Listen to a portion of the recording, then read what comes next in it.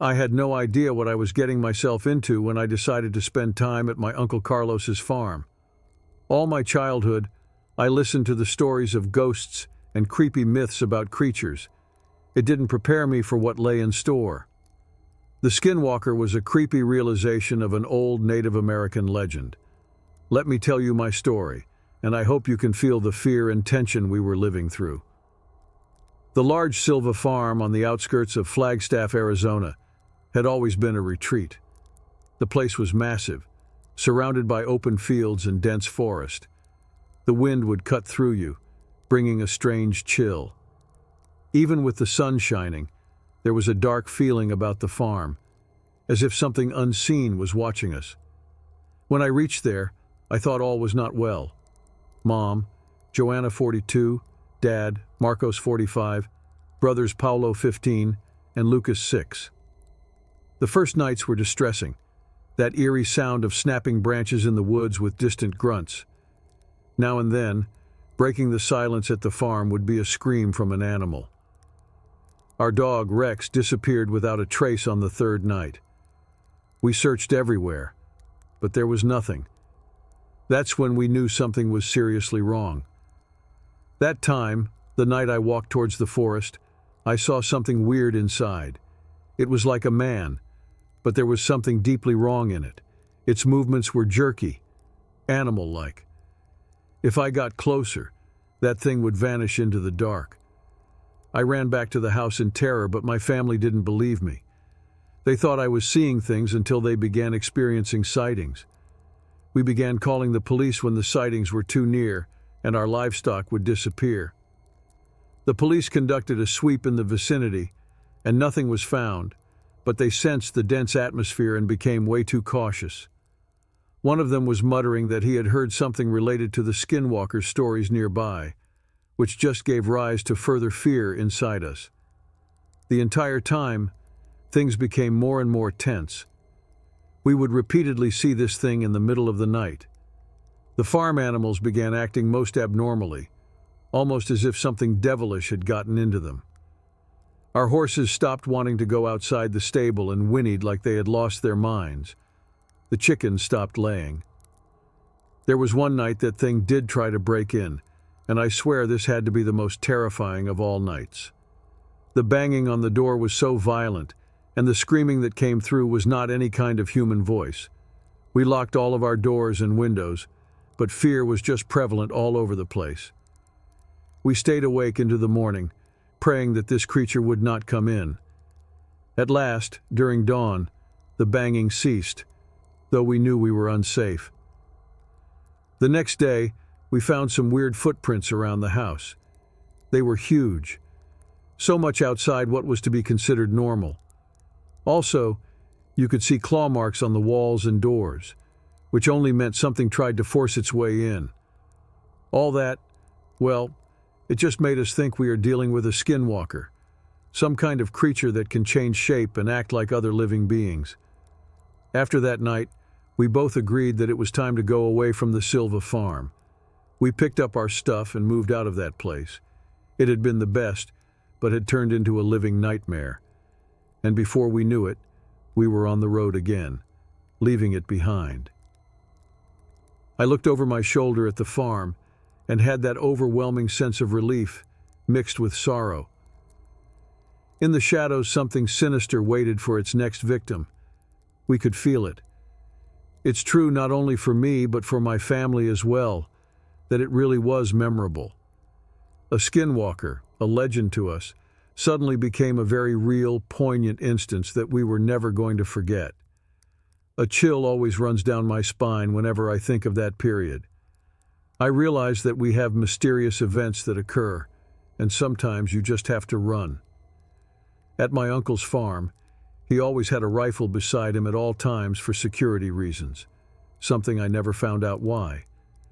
That night, when that thing tried to get inside, my uncle held a rifle in his hand, but the trembling of fear in his eyes made evident that he was not feeling so ready. The screams outside became very desperate, and the bangs on the door were stronger. We were locked in the living room and could hear the windows shake while the floor creaked under the heavy footsteps. When finally the noise stopped, all that was left was silence and a feeling of doom that seemed to crush us.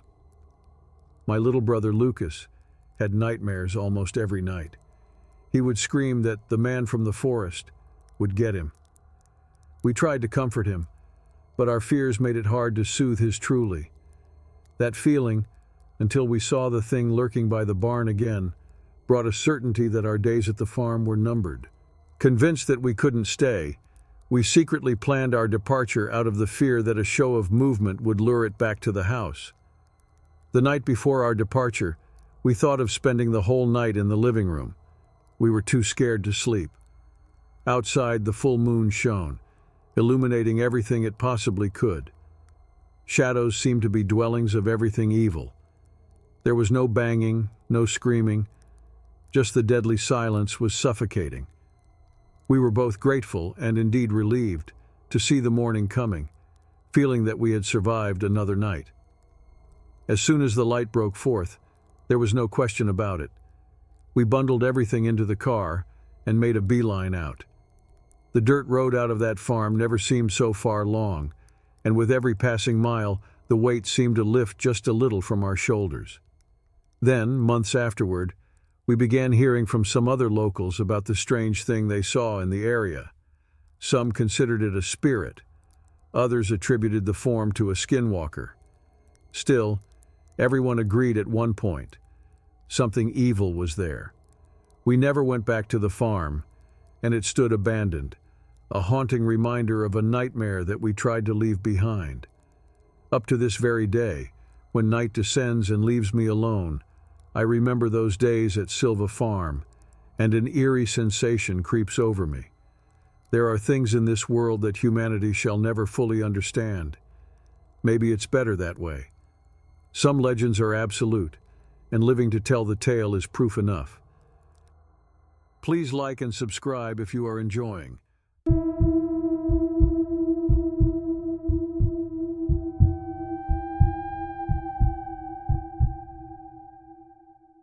I thought about how one moment could alter the course of someone's entire existence.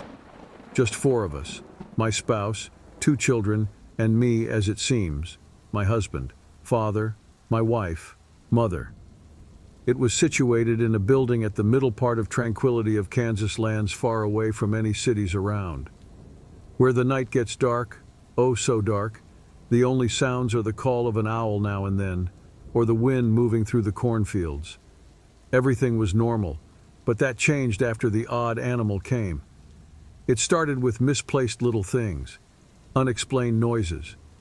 First, I would think it was my imagination, or maybe some damn coyote poking around close to the house. Then there were sights of that strange man, far off, constantly peering at us from the shadows of the woods surrounding our property. I remember the first time I saw him clearly. A tall figure standing among the trees. I didn't say anything to my husband or the kids that night. Who could believe me? It was as though a mist of fear was upon our house, a thick funk, and it worsened each day. Our usually brave dog began to growl at nothing and hide under the house, and the chickens stopped laying eggs. My youngest daughter started having nightmares every night, saying that she saw a man with hollow eyes who was chasing her. That is when we decided to investigate. My husband and I had walked along the forest surrounding our home, trying to follow mysterious prints and broken branches that were out of place. The deeper we went, the more grip of fear got us. The air had bad electricity, and something beyond was watching. One night, by the fire outside, we heard an awful sound from the barn. What followed was a loud, agonizing screech, which sounded as if one mixed a pig's squeal and a man's moan. My husband grabbed a flashlight and went to check while I and the boys stayed frozen with fear. He came back soon after, pale as a ghost. He said he found the dog mutilated, hanging upside down in the barn, with deep cuts all over. There were no signs of forced entry like somebody or something had done it with surgical precision. That did it. We decided to leave the house that very night. We packed up the essentials, drove for hours, and finally found a motel in the nearest town where we could get some peace and safety. Over coffee the following day in the motel's restaurant, we all discussed what to do next. My husband, slightly fatigued, said, "I think we have to sell the house. After what happened, we can't go back there again." We all nodded. That house proved to be the worst nightmare, once complete of memories from my childhood. After moving our stuff out, we found a local realtor to sell it. I talked as little as possible, only said we decided to move to town and needed to sell quickly. A young couple surprisingly became interested right away. They had no kids and wanted peace in the countryside. They made a reasonable offer, and we took it right away. For several weeks after the sale, I shied away from thoughts of the house. I wouldn't even drive by when I had to go that way. But time does heal most wounds. Before long, life was getting back to normal. And then one day, I received an email. "We love the house," the new owner wrote. "It's exactly what we needed to start our life together. The place is calm, peaceful." That was some consolation. It was a way of relieving my guilt for having passed on a place that had been home for so long. To this day, I still can't explain what happened in that Kansas farmhouse. Either it was some alien being, lunatic, or something we could not fathom. Sometimes, at night, I looked up into the chock-a-block starlit sky. There are times that I swear to God that there is a shadow among the distant trees, a tall, slender figure with empty eyes, just looking at me. And thus, even with the new owners in the house, I know some of the mysteries will never be solved, and specific fears, some of them will never indeed disappear.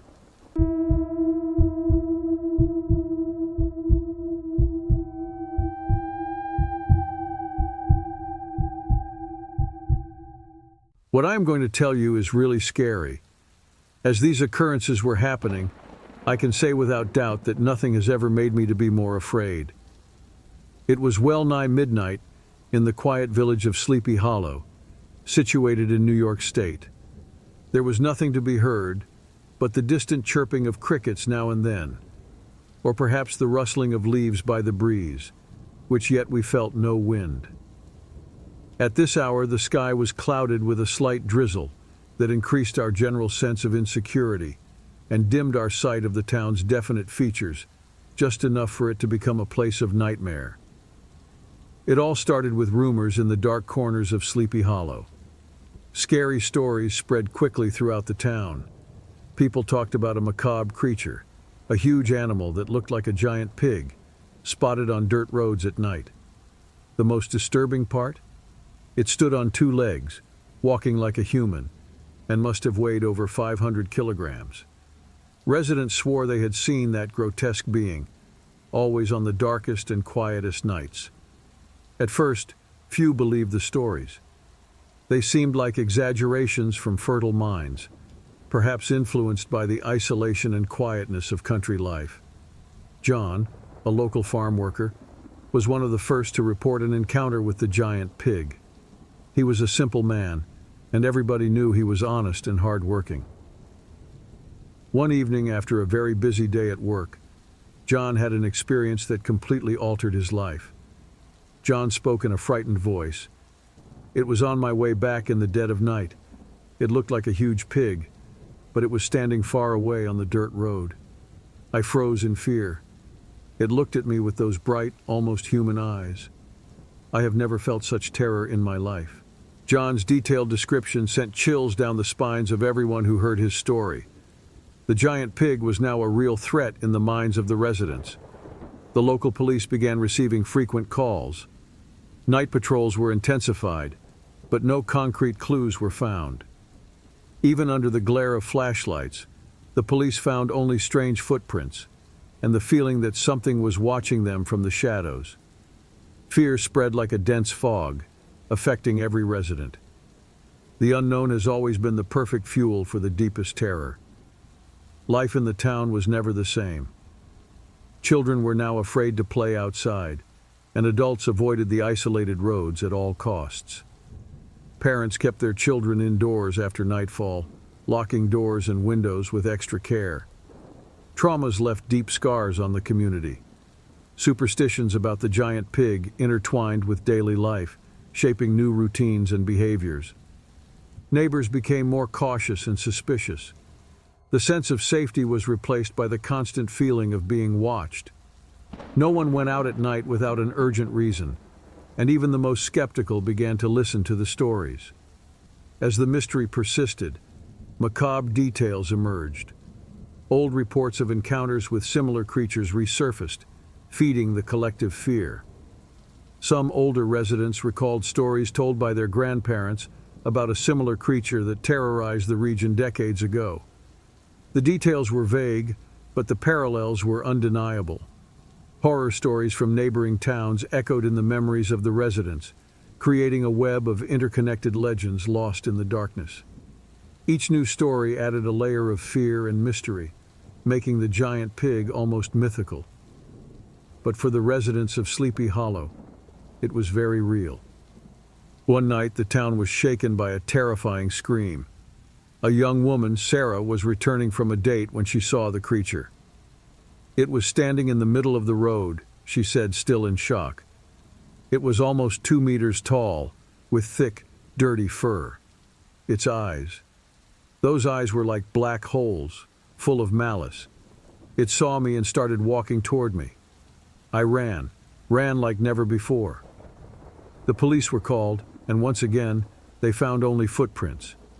But this time, there was something more. Claw marks on trees along the road, as if the creature had passed its paws there, leaving a warning. The town was in a panic. The local authorities, once skeptical, were now desperate for answers.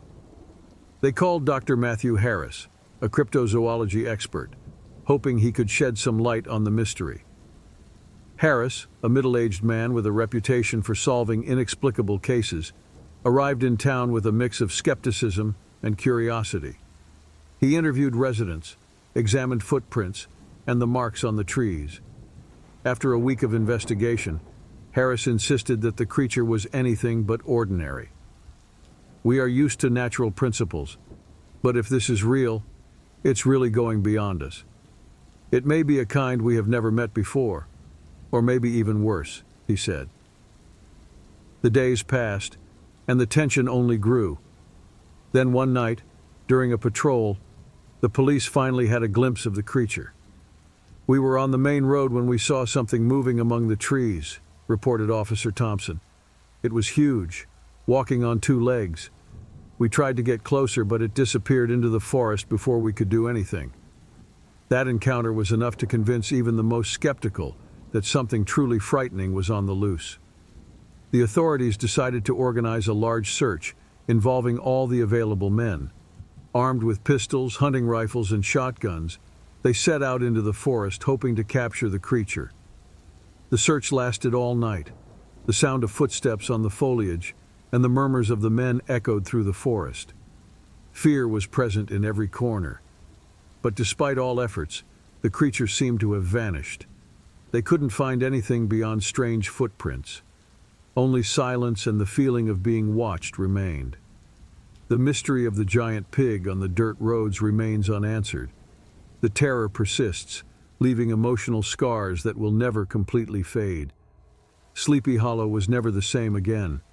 The sense of safety is gone, replaced by constant vigilance and an apprehension that permeates the air of the once quiet town. The giant pig, real or not, transformed the town in a way that no logical explanation can undo. Today, many still wonder if the giant pig was a real creature, a product of collective fear, or something even more inexplicable. As the stories go on, it seems every new one is more scary than the one before, helping to sustain the lives of some people who hear them. The monstrous pig will never allow inhabitants to forget who reside at Sleepy Hollow, that it is not always possible to observe real horror, since sometimes it can be based on our imagination of something hidden amongst dark corners. Our town was never the same again. Please like and subscribe if you are enjoying.